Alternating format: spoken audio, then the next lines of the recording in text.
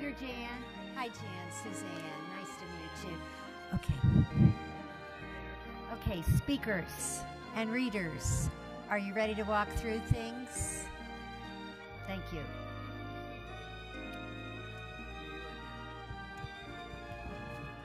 Okay, thank you. Good morning, Senator. Would you like to have a seat? Wherever you want.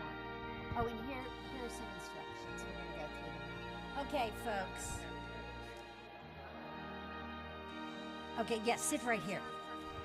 No, it's reserved for you. Sit. Good.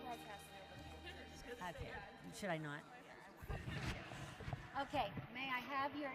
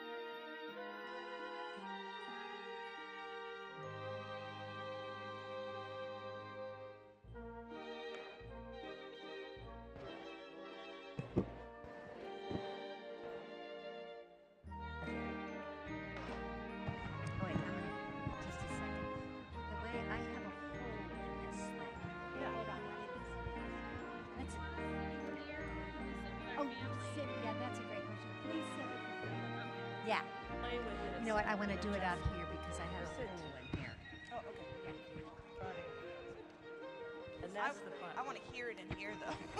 Do you want to test it? Okay. Do ya? Oh, they won't be able to see me? Testing, testing. Closer. Now you have to swallow it. Okay, should I stand on the... Try it with. Okay. Testing, testing. But she wants you to be. Yeah. Okay. It's... I know because I'm going to be reading. Well, then-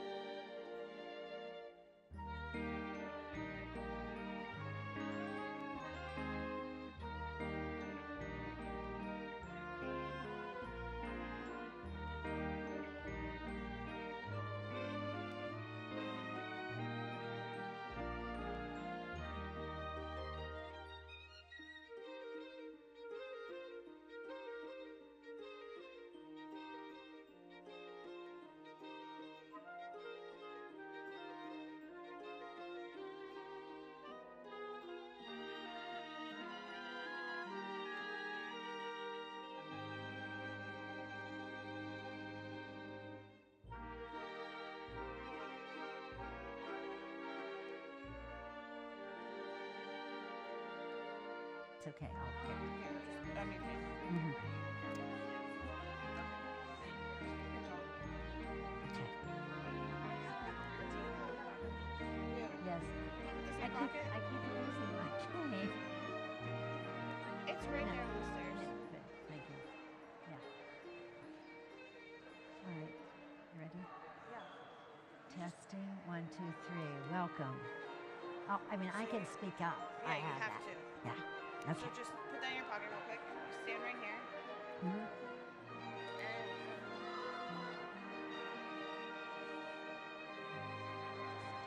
Welcome. Welcome. Welcome. Yeah. So make sure you're projecting out versus. Okay. All right. I'm good. All right. Now, undo me now.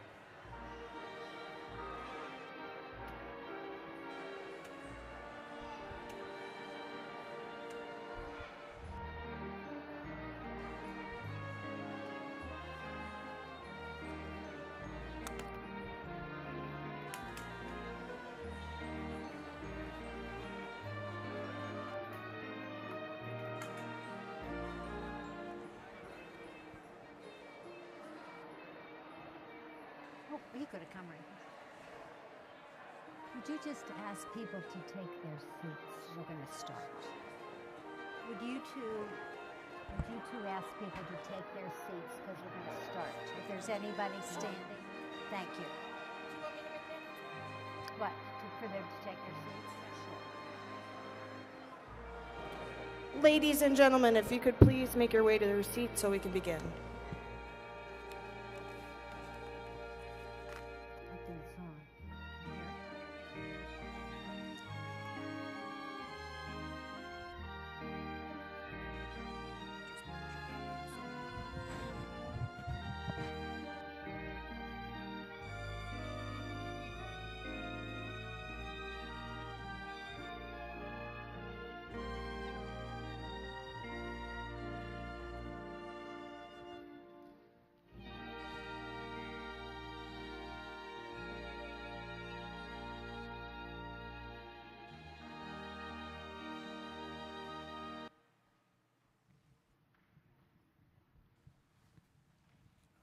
Good morning. It's so beautiful to see all of us gathered in this place. And on behalf of her family, I welcome you to the celebration of life for Sue Hecht. I am Reverend Susanna Del Schmidt, a friend of Sue's from Homewood, a fellow resident. Friends, we gather here to pour out our grief, release our anger, and face our emptiness. We are here to comfort and support one another. We gather here to mark a life well lived.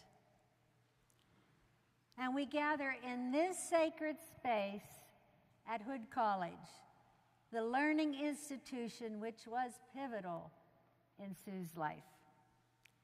Our grief unites us. We mourn, we miss, we cry, we laugh, and remember Sue together and collectively. In just a moment, we will enter a moment of silence. So at this time, would you please turn off anything that buzzes or rings or might distract you? We live in that kind of time that we need to ask that. As we enter this moment of silence, we give our thanks for the opportunity to remember Sue's life among us. The silence will be followed by a musical piece chosen by Sue, which he often played on the piano. By the way, the quotes and the music and many of the comments made today were actually chosen by Sue. And we'll say more about that later on in our time together. So let us remember Sue in the quiet of our hearts by observing a time of silence.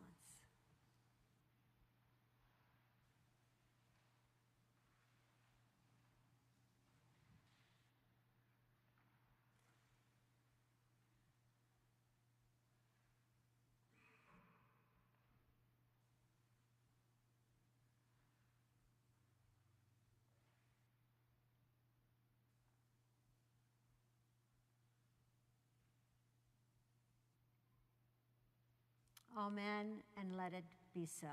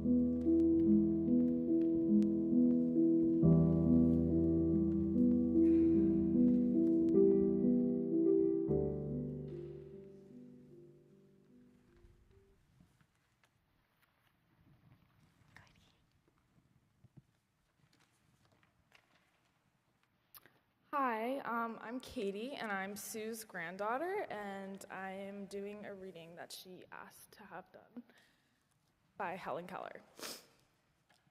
I, who am blind, can give one hint to those who see, one admonition to those who would make full use of the gift of sight.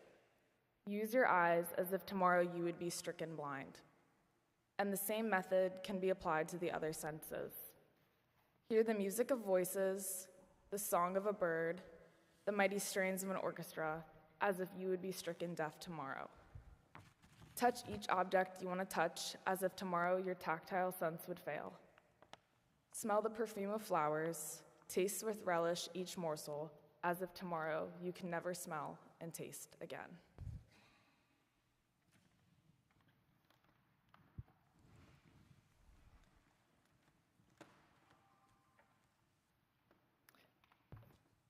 Hi, I'm Kathy Hecht.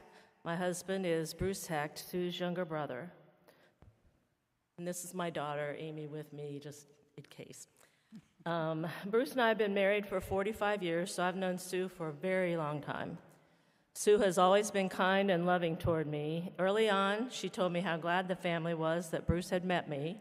As time went on, she told me how wonderful my kids were and what a good mom I was. She was always supportive and made me feel so good to be around her. Bruce and I have many good memories with Sue and her family. We spent holidays together, met at the large Hecht reunions at the church camp in Nebraska, and vacationed on a branch of the Potomac River in West Virginia where their family vacationed when they were growing up. We floated down the river on inner tubes the same way they had done as kids. When all of our kids were young, we visited them in their golden retriever, Whiskey, who thought he was a lapdog, and the beautiful Clydesdales next door near Liberty Town. Sue was a great mother and a generous host. Bruce and Sue have always been close. They are only 2.5 years apart. He has wonderful memories of them growing up in Kensington, scaring her as she came down the stairs by jumping out at her, staying up late to watch scary movies and not going to bed when Sue came home with her date, and lots of yard work with their dad. Several years ago, we were out driving around, Bob was with us, and we drove by their childhood home on Connecticut Avenue so that Bruce and Sue could talk about their friends and neighbors and all of their fond childhood memories. After retiring, Bruce loved to spend weeks in Florida during the winter with Bob and Sue.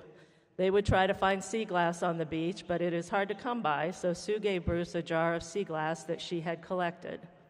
I'm wearing some of the jewelry he had made for me from that collection of Sue's.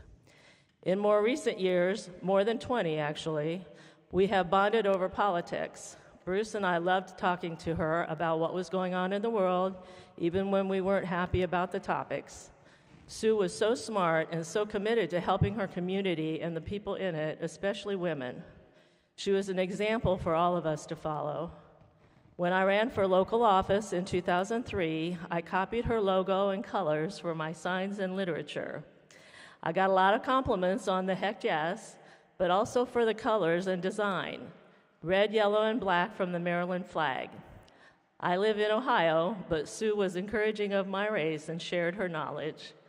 Our colors in Ohio are red, white, and blue.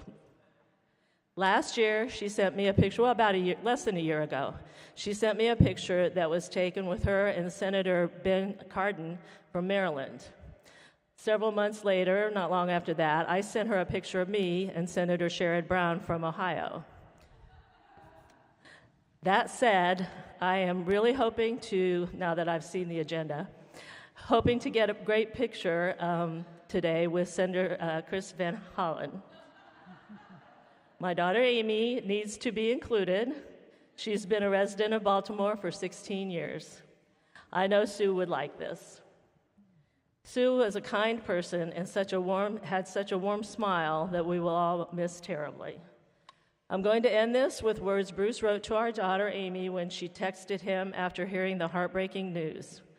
I'm extremely sad about Sue. She was a wonderful sister. I'll never be the same.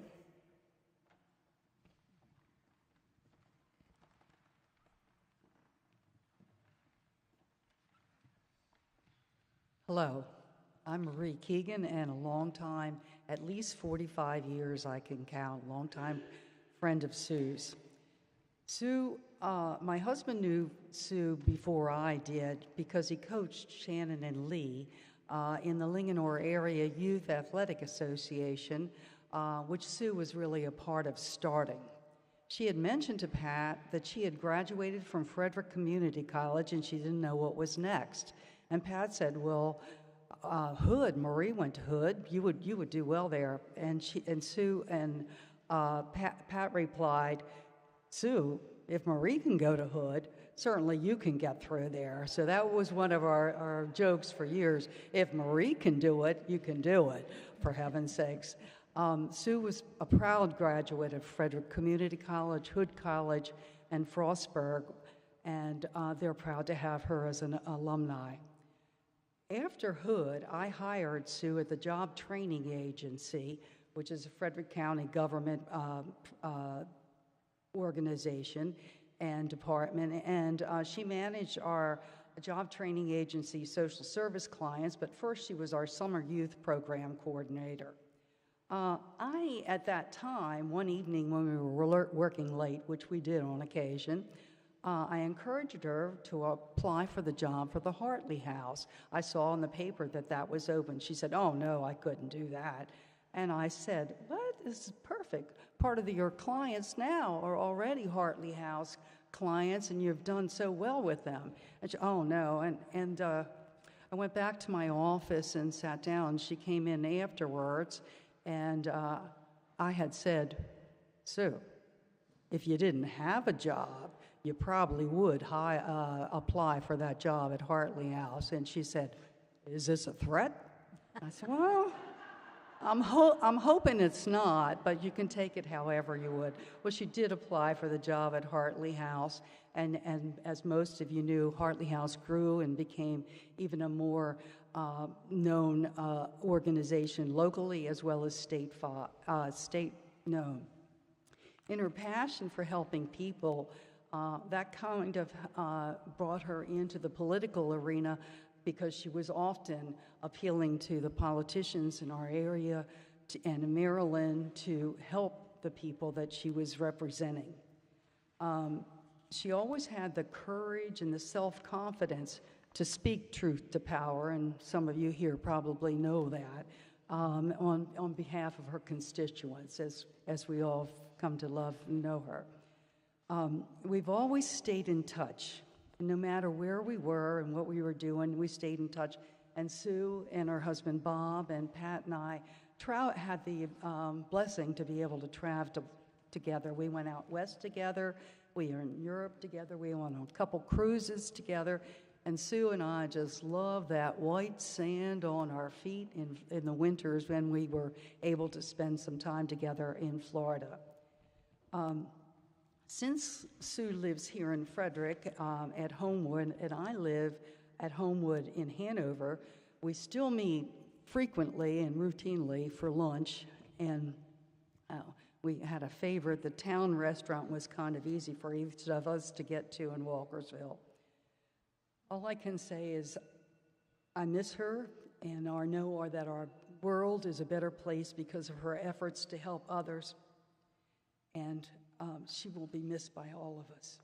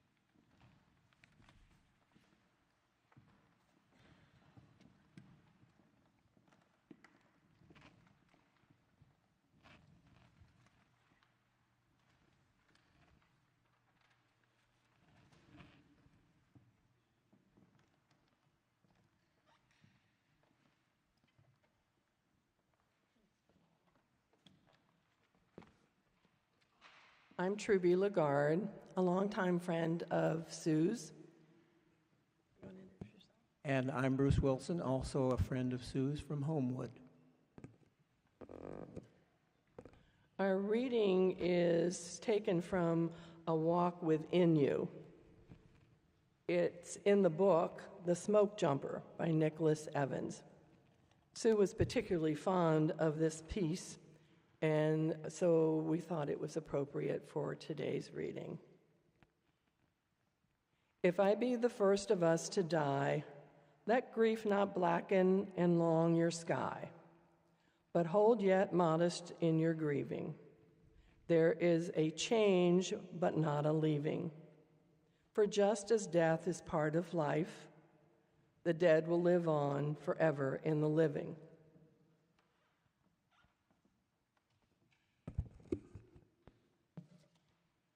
What we were, we are.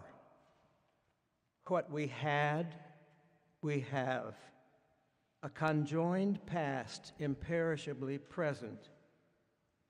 So when you walk the woods where once we walked together, and scan in vain the dappled bank beside you for my shadow, or pause where we always did upon the hill to gaze across the land, and spotting something, reach by habit for my hand, and finding none, feel sorrow start to steal upon you.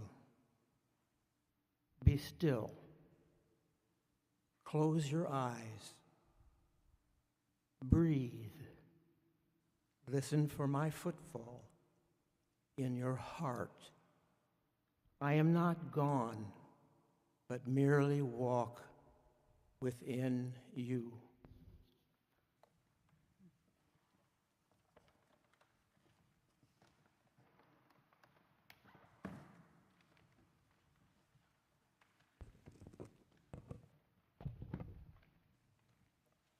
Heck yes.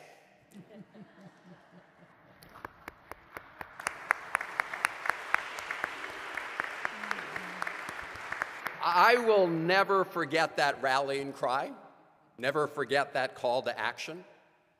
We are all here to celebrate Sue's indomitable fighting spirit, to salute her perseverance and her never-give-up attitude, to heed her call that the power of government be used to help the powerless and the most vulnerable, to honor her dignity, her integrity, and her grace. To all of Sue's family, we share in your grief at this terrible loss. To all of Sue's family, especially to her grandchildren, her great-grandchildren, her nieces and nephews, we are counting on all of you to pick up Sue's bright torch and carry on her legacy. I'm Chris Van Hollen, a friend of Sue's, and I first met Sue Heck before she became a member of the Maryland General Assembly. She became president of the Maryland Network Against Domestic Violence in 1991, the same year that I became a member of the Maryland House of Delegates.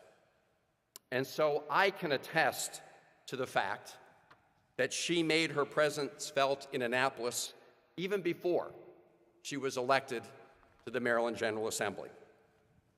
I was immediately impressed by her strong, effective, passionate advocacy on behalf of vulnerable individuals. Sue helped give victims of domestic violence a strong voice in the halls of the State House, and I was proud to work with her and other members of the network to help advance their mission. So when Sue was elected to the Maryland House of Delegates in 1994, she already knew her way around Annapolis. She hit the ground running, and she made an immediate impact. Sue was determined to turn terrible tragedies into positive change, to both support the victims of tragedies and to prevent future tragedies. That is what she did when she passed the Christopher's Law in the aftermath of the murder of a 9-year-old Frederick resident. And she used the neglect of her own mother had experienced in a nursing home, to shine a spotlight on the need for reforms and greater accountability when it comes to the care of the elderly and the most vulnerable. That was Sue. Her legislative achievements spanned many areas, including expanded support for classroom teachers, for our public schools, and the establishment of a code of fair conduct for political campaigns. She also delivered for Frederick County. Sue won her race the same year that 2 long-term Frederick County legislators in Annapolis, with a reputation for delivering resources back to Frederick County, had retired. Some were skeptical that this new delegate could bring those resources back. She proved her skeptics wrong, as always. She proved the old boy network wrong. She got onto the Appropriations Committee and she brought home the bacon for Frederick County, as well as the best of them. But it was not Sue's legislative skills alone that caught the attention of her peers. It was the strength of her character, her integrity, her determination, and her ability to unite people behind a common purpose. That is why she was selected by her peers to a leadership position in the House of Delegates. Sue's election to that House leadership position was also a sign of the respect her Democratic colleagues had for her political skills. The year that Sue was elected to the Maryland General Assembly, 1994, was a tough year for Democrats. It was the year of Newt Gingrich's contract for America or on America, depending on what side of the aisle you were from. It was also the year that Republican Party registration in Frederick County first exceeded Democratic registration. But Sue's fighting spirit overcame those odds, and she prevailed with a margin of 473 votes. Sue would be the first to remind us that every vote counts. And for the next 8 years, Sue was the only Democrat representing Frederick in Annapolis.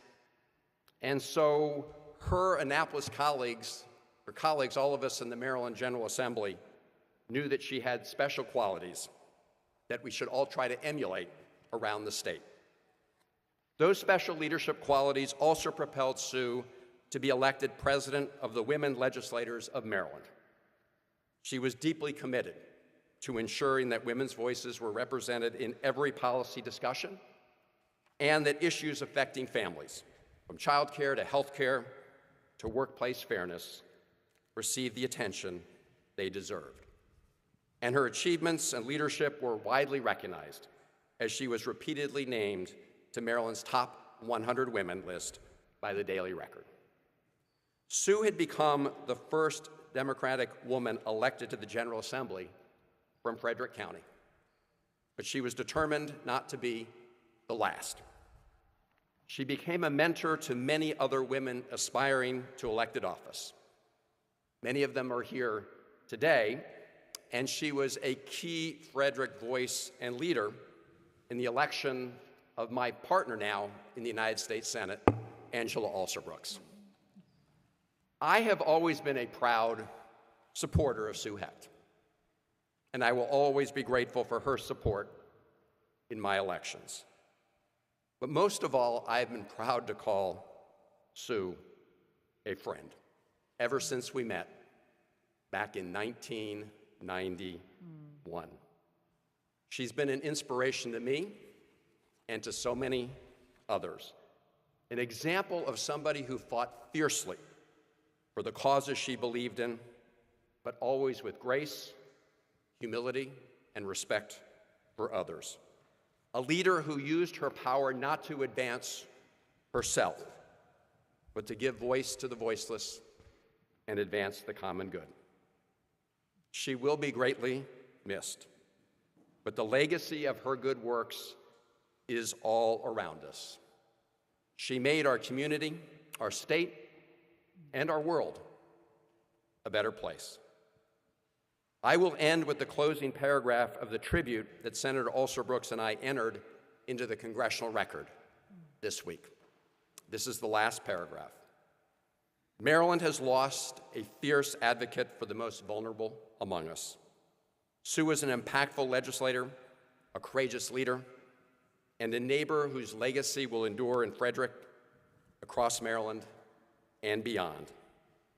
We ask our colleagues to join us in extending condolences to Sue's family and in honoring the indelible impact she made in Frederick County and across the state of Maryland.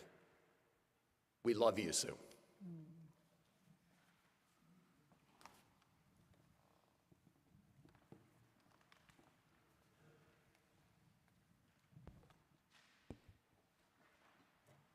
Good morning. I'm Sue's granddaughter, Jamie Diggs. I'm Bob, I call him Doc's granddaughter. It was important to me to share some memories of Sue because she was a very special person, and I'm so grateful to have had her in my life and the memories throughout the year. Sue had so many wonderful traits that I have admired about her throughout the years. One of the best traits that immediately come to mind is that she was always a great listener. She always wanted to hear about you and what you had going on. She would intently listen, and you always knew she cared when you were with her. Family was so important to her. Sue loved all her family. You could see it in her and hear it when she talked about each of them. She always found time in her schedule to celebrate our birthdays, holidays, and time to catch up and have one-on-one. Sue was very passionate about the things that were important to her. She always tried her best to work hard at those things and do all she could to make changes. She didn't give up, and she always fought hard. Every time I would see her, she'd have a smile on her face and give me a big hug, and then she'd follow with a goodbye hug when our time together was over. She just had a positive attitude and always tried her best to make a difference. Sue also loved to swim, and she enjoyed doing it in Florida and then now at Homewood. Sue had just so many wonderful traits. I have so many fond memories of how special she was. Family traditions and opportunities to spend time with family were very important to her, and she always made sure she had time for us. Christmas breakfast was a family tradition Sue made time for every year. Before she and Doc moved to Florida, all the Florida family would come over to the Ormond's Mill house for Christmas, and we would celebrate. This tradition carried on. Even when they moved to Florida, they would come back to Maryland every year and celebrate, and we continue the memories. When Doc and Sue moved to Florida, I had the privilege to visit them a few times while they were living there. Sue always made it unforgettable for us. She planned fun things to do while we were there, and she always made sure we're taken care of and had everything we needed. She was so good to us. We had the best time when we were together. She just made the experience so memorable because of her good spirit and her desire for us to have fun. She was so great. I have to add that she had a little red Mini Coupe that we would drive around in Florida, and it was a convertible, and it was just so fun riding with Sue, and she loved that car. One cool thing that Sue did while in Florida was whale watching. Sue and her friend would have their time slot, and they have their binoculars, and they'd have a clipboard, and they had to check off certain information, and she just loved doing this while watching for whales, and it taught me so much about this experience, and she just loved doing it. And she also loved to help with the baby sea turtles while she was in Florida. She'd come up, she was pretty disappointed after the last hurricane hit and changed some things on the beach that she didn't get to see this anymore. Sue had a great eye for finding shark's teeth. She had a big glass jar in her Florida house with so many of them that she collected, along with a beautiful sea glass she found on the beach. There were so many neat things about Sue that were just so intriguing and we could talk about for so long. One of my last, most recent and precious memories of Sue was our lunchtime get-together. It was just her and I, and they're going to be missed so much. We had our spot, and we would meet for just an hour, and it wasn't that long, but she always made me feel so special. She just cared about her family. She wanted to know how I was doing, my family, my kids, and all the details, And as I would tell her, I know she was listening and she cared. She would remember from the last time about what I had told her, and she would ask about it. She just made you feel special. I also love this time because I could hear about what she had going on. And Sue was a very busy lady. I'm a mom and I work and I have kids, but Sue had a very busy schedule, and she just was always doing something. And it was just so cool to me that how much she had going on. She had her Homewood friends, and she was going on trips, and she always was doing something. But she always had time for us, and she always had time for these special get-togethers. Sue loved her family very much, and we could see that. She also loved her friends. She had so many and gained new ones along the way. She really enjoyed her Homewood friends and the many things they did together, as well as her friends of many years. Sue was loved by many. Sue will be greatly missed. She taught me so much by being who she was that I don't think she ever realized she taught me. I'm so grateful to be her granddaughter and carry these memories with me forever. Thank you. Lovely. Good go. Thank you. Thank you, friends.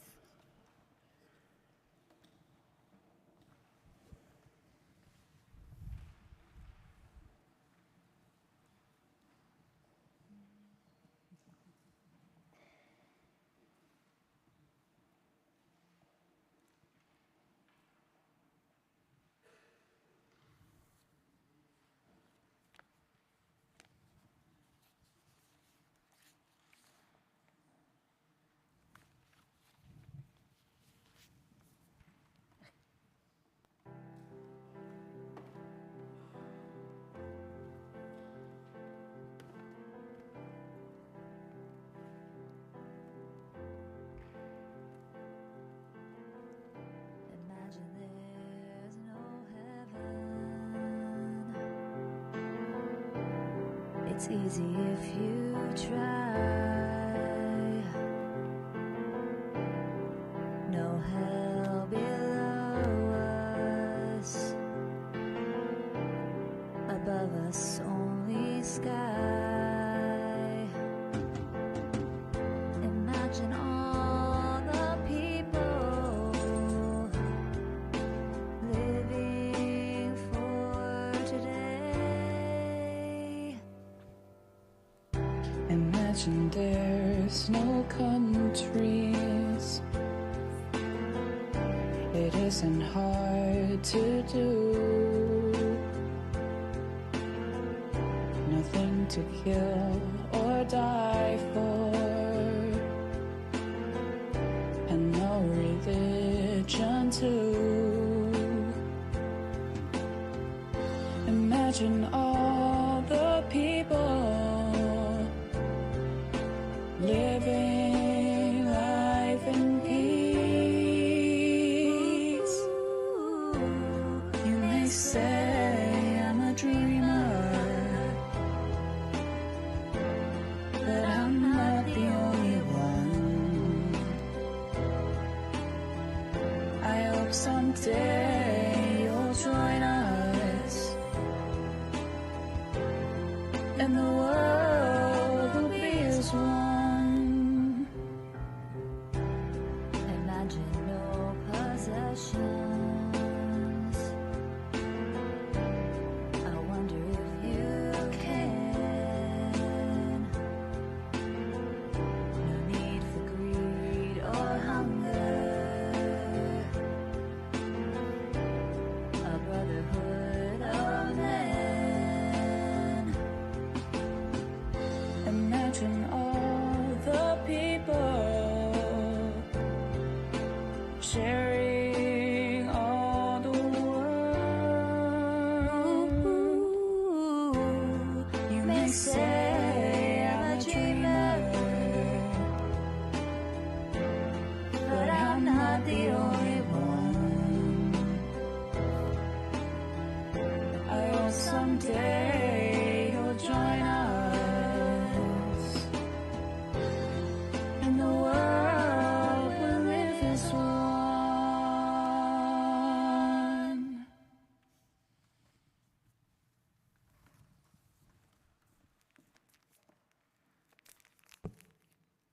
Good morning. I'm Jan Gardner.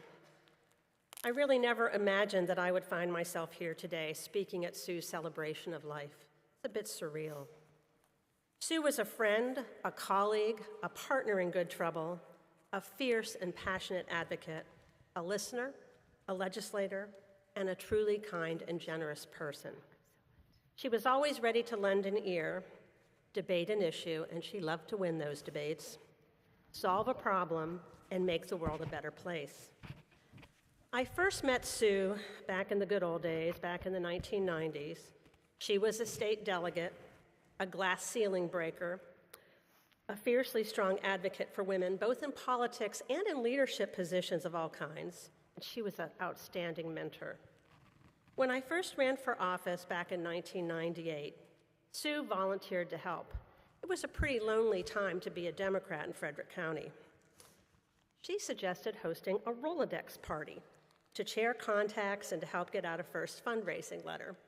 And for the young people out there who don't know what a Rolodex is, it's that little circular thing we had on our desk with our contacts in it. Sue was willing to share her contacts and her connections. And she was an excellent mentor. Not long after I was elected as county commissioner, she took me with her to Annapolis to meet with Governor Glenn Denning so we could advocate for what Frederick County wanted and needed in the upcoming legislative session. She made sure I knew who the committee chairs were and who the Speaker of the House was. She knew that those connections and relationships were how you got things done.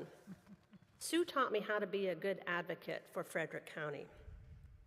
Well, Sue was a fierce and staunch advocate for women on issues of domestic violence and equal pay and equal rights and all other things.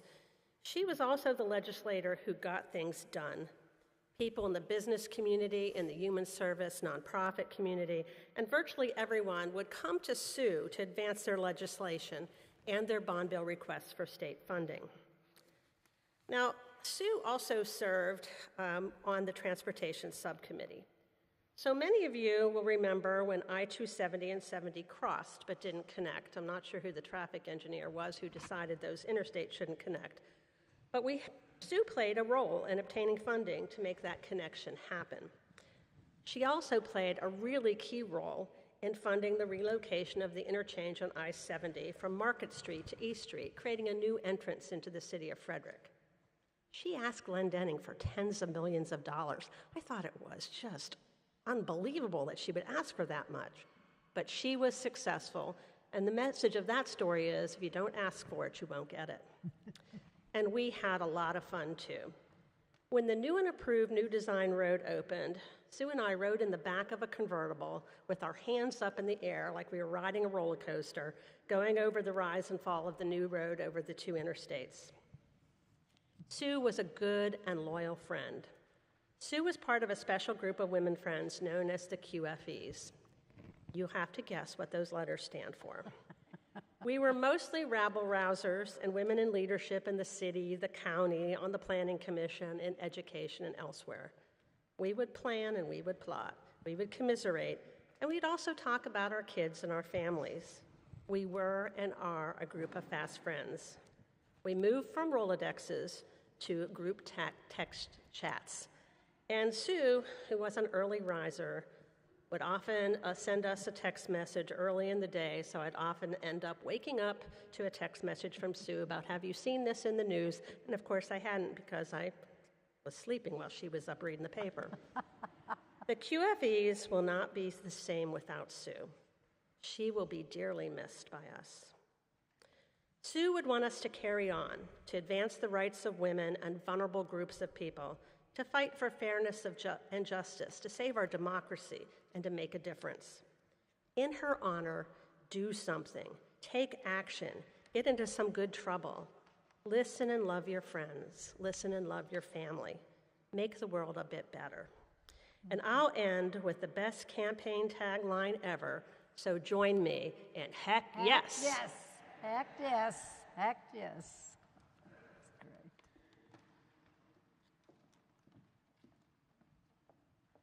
Hello, I'm Dr. Denise Rollins, and my bond with Sue, my friend Sue, was forged 2 years ago When she gave up her seat to me in a coffee shop, I recognized who she was, and I asked, "Are you Sue Hecht?" And she said yes, and I introduced myself. I thought that was the end of the exchange until the next day I received an email from her. She said, "Hey, did you know that Angela Also Brooks is running for senator? And I need someone to help me." And unbeknownst to her, I was looking for the opportunity to be part of that. And over the last 2 years, getting to know her and her heart for the community has been a true blessing. The last time I saw Sue, all of this coming full circle, was actually here at Hood College. And I was on the stage with Senator Also Brooks and Congresswoman McLean Delaney in a role because she had recommended me. And I remember looking down at her face, and she was so very proud. And I think that is the memory that I will keep with me for the rest of my life. I've been asked to read a short thing called "She Has Left Us." She has left us. Her last breath does not say goodbye. Her love for us is truly timeless, beyond the touch of death. She leaves her thoughts, her laughter, her dreams to us, those whom she has treasured beyond gold and precious gems. She gives us what no thief can steal, the memories of our time together, the tender, the love-filled moments, the successes we have shared, the hard times that brought us closer together, and the roads we have walked side by side. She leaves us a solemn promise that she will be present wherever and whenever we call on her. Her energy will be drawn to us by the magnet of our love. Whenever we are in need, we will call her.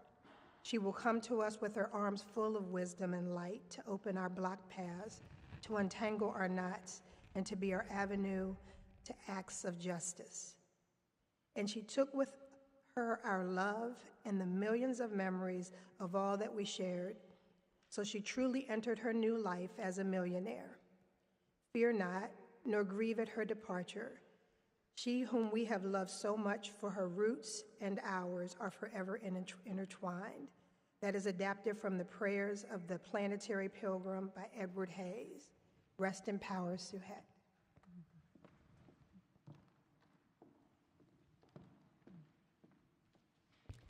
Good morning. I am Senator Karen Lewis Young, a mentee of Sue Hecht's and a friend of Sue Hecht's. Scholars who write about the principles of leadership generally agree that they include the following skills: modeling the way, inspiring a shared vision, enabling others to act, encouraging the heart, and challenging the process. My observations of Sue and my working with her, she checked the box of all of these several times over and went above and beyond that list. I first met Sue in 1997 during Leadership Frederick County Government Day. I was a member of the class. She struck me because she was working the group. Instead of being seated behind the dais, she was out there handing out maps and brochures and explaining the organization of the General Assembly. She understood. We were there to learn about government.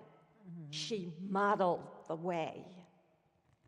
Senator Van Hollen spoke about the many bills that she passed.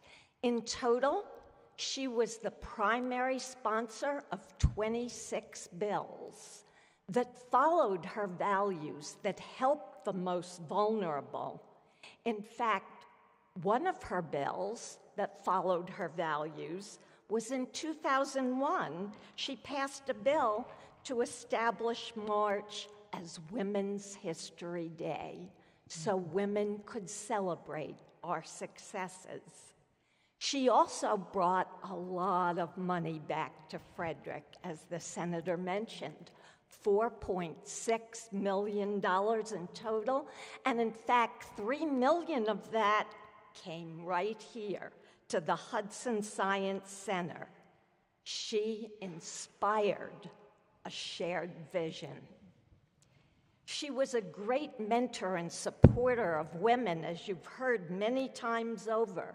She encouraged women to seek office and did everything she could to support women. She enabled others to act. She celebrated successes.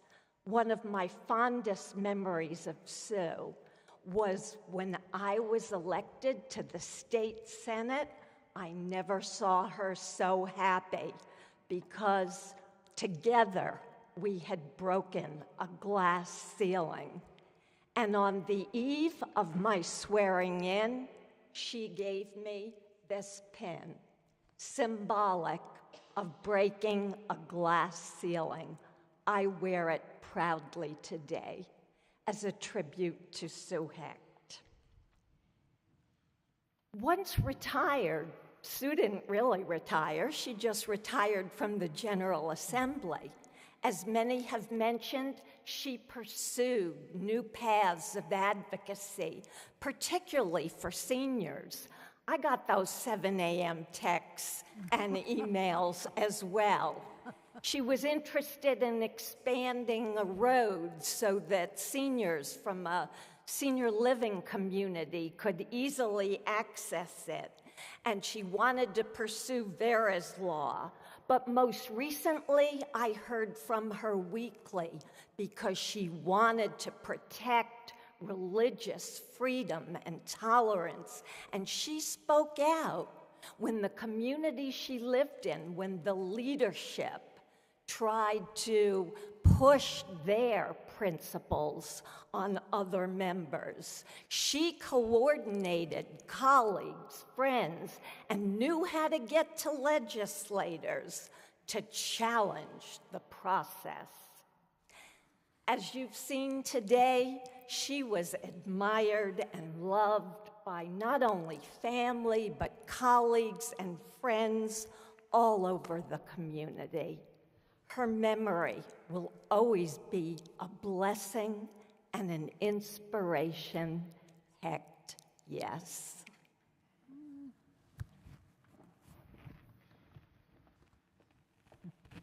Hi, good morning. I'm Laurie Oetzel. I'm Bob and Sue's daughter. And many of you have been hearing all about Sue's professional accomplishments and her service to our community. What I would like to talk about today is her dedication to her family. When my dad was diagnosed with bulbar ALS, which affects mainly speech and swallowing, he was struggling to speak and eat. When his condition was causing severe weight loss, he decided to go into hospice care. And since I'm a nurse, I offered to be there during the hospice visits. I was so fortunate and blessed to be able to witness the loving way Sue cared for my dad. I watched her take an hour to feed him a small piece of butter bread in between his coughing episodes because he wanted to try and eat. She was very patient with him. I myself know how strenuous it can be to be a full-time caregiver, but she never once complained. It was so beautiful and a true testament of the love that they shared together. I remember him saying at every hospice visit, "My wife is taking such good care of me." And I would joke and say, that's what she signed up for. But truly, she did such a great job with him. And I was so grateful to her for that. And I know my dad was too. Sue and I bonded over my father's illness, and we became very close. We would meet at our spot. As Jamie said, we all had spots with her pretty much every month religiously for breakfast to catch up on family news and all her political campaigns and meetings she attended right up until the end of her life. I always chuckled about how she was busier than I was, but it was very true. She was always working towards something. And I'm very thankful for the many memories that my family and I have made with her. Sue will dearly be missed by all of my family. Thank you.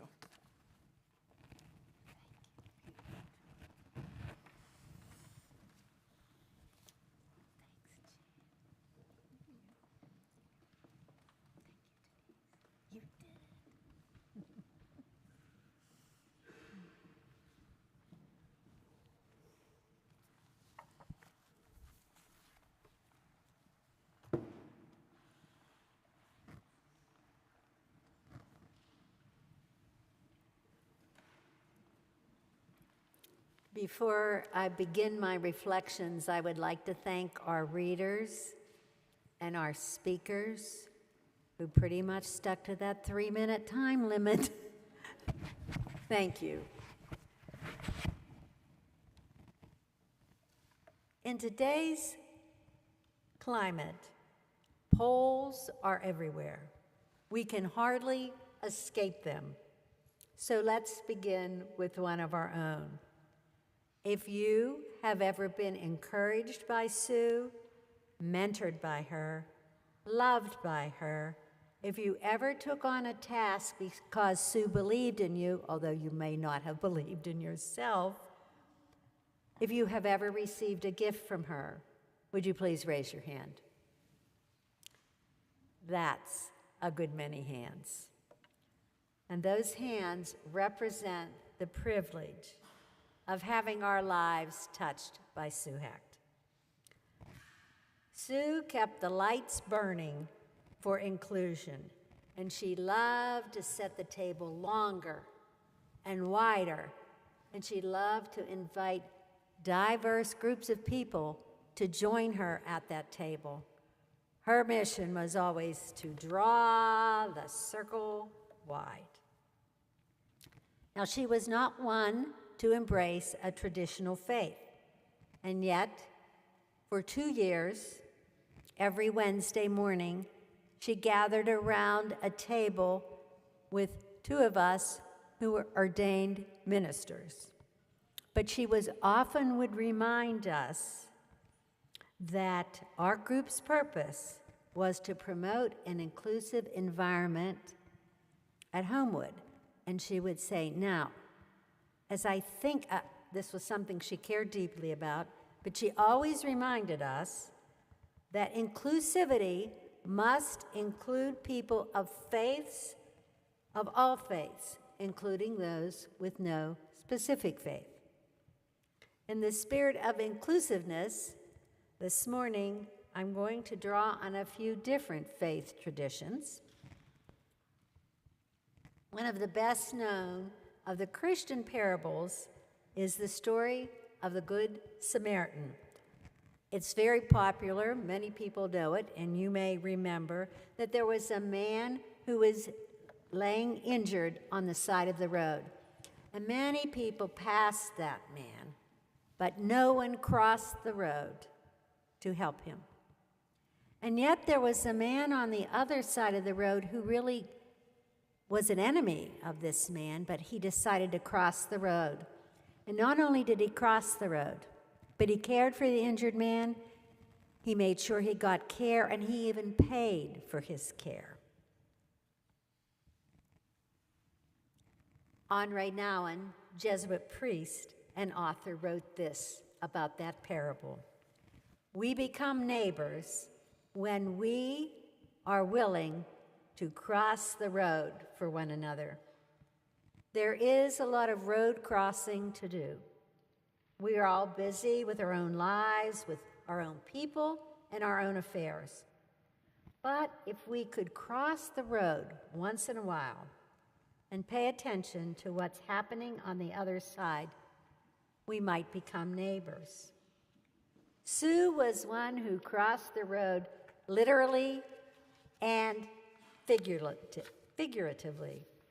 Her daughter Shannon shared a story about Sue crossing the road quite literally to talk to a man who was protesting. His sign did not read, "Hecht, yes." His sign read, "Sue Hecht is bad for District 3. Sue crossed over and talked to him a bit, and she even invited him to join her fundraising event. Not surprising, is it? But he declined. He said, "Oh, I need to get home." And Sue crossed the road to understand others' needs and then worked tirelessly to address them. We've heard that over and over again today. And we also heard that she crossed the road to be with family, to be with friends, to be with colleagues and strangers alike.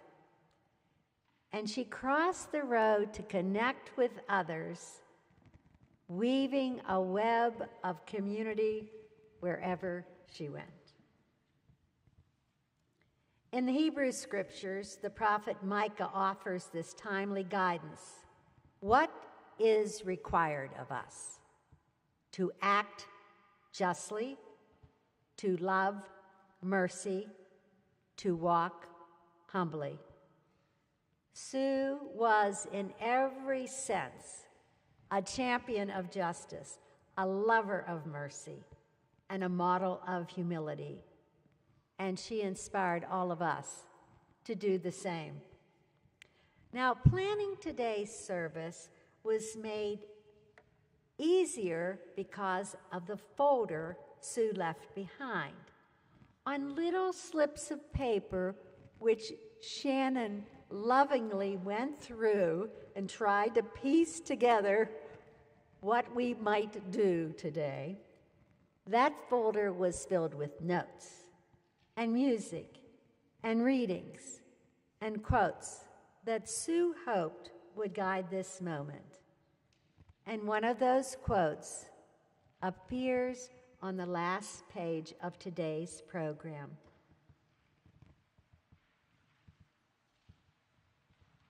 Would you please join me? Let's say this together. Very last page, and it has little red flowers on it. Very last page. I know you'll get there. Got it? Let us say this together. They tried to bury us, but they didn't know we were the seeds. We are left with a great hole in our hearts at Sue's passing. Frederick and Maryland have lost a great warrior for justice and a loving friend. But as the saying goes, death ends a life, but not a relationship. Death ends a life, but not a relationship. Let us continue our relationship with Sue by building on her legacy, by tending the seeds that she planted, seeds of justice, mercy, and hope. So let it be our promise, our prayer, our practice to cross the road for one another. Amen. And let it be so.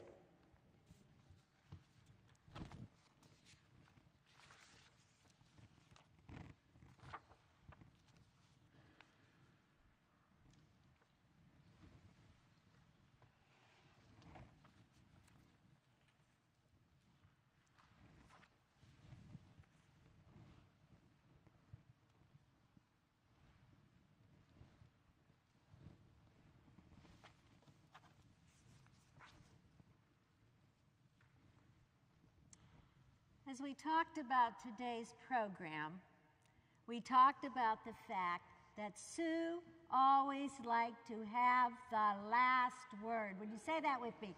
Last word. Shannon found for us some last words from Sue. They are from a naturalization ceremony speech given on May 8th, 2020. She shared these remarks at the Baker Park Band Shell. I'm going to share in just a moment her exact words, but before, as part of her keynote, She shared history about her family coming to America all the way back to 1869. And she shared the fact that all of those ancestors that came before her, their hard work and their determination made it possible for her and her siblings to have a better life. She ended that keynote with these words, and I pray I get through this. To those new citizens, Sue said, today you begin your American history by planting your roots here so strongly, molding and creating our new modern American history. Embrace the possibilities, grasp the opportunities, love your family, help your neighbor, become involved in your community, participate in your children's education and activities, exercise the important right to vote in this democracy. As a state founded by immigrants, Maryland welcomes you. As a country founded by immigrants, America welcomes you. Welcome, brothers and sisters, new citizens of our United States. Go well, Sue, and let us go in peace.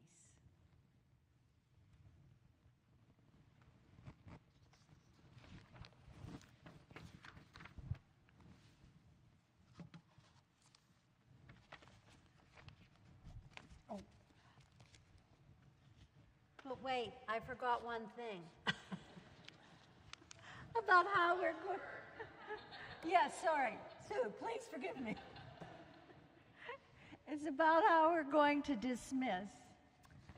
The family will be dismissed first, then our speakers, and you will be dismissed by ushers, row at a time. For those of you that would like a ride to Koblenz Hall, where we will be gathering for lunch, if you would please gather right here. There are golf carts waiting to take you over, and some folks to guide you over to Koblenz Hall. There will not be a receiving line, but there is a guest book, and if you have not signed it, it will be over in the dining hall. Shannon, did I miss anything? Okay.